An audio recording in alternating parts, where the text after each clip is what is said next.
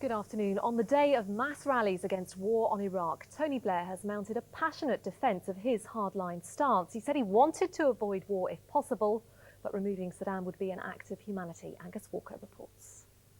Today, he had a second chance. And Tony Blair arrived at his party's spring conference in Glasgow with a clear message to the demonstrators. And I rejoice that we live in a country where peaceful protest.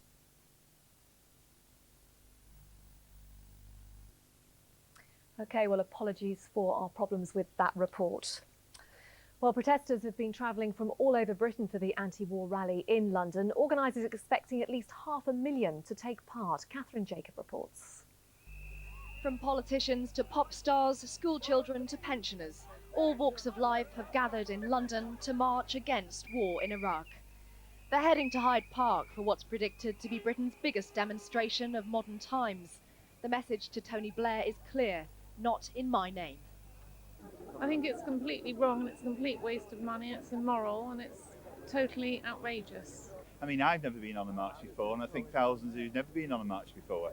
And I think they just want to say, no, it's not right.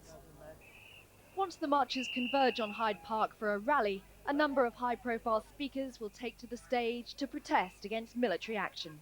We believe that there are other means to be able to bring democracy to the Iraqi people. Not by carpet bombing the country, not by leaving a trail of blood, not by killing innocent civilians. Every time we do anything, you always say, what's the point? What's the point? Can't make a difference. It always does make a difference. Democracy is what people want. It isn't what people do to us if we vote for them. As Tony Blair maintains his tough stance on Iraq, the question must be, what can the march really achieve? But as the prospect of war looms, this sea of people protesting in London is determined its voice will be heard.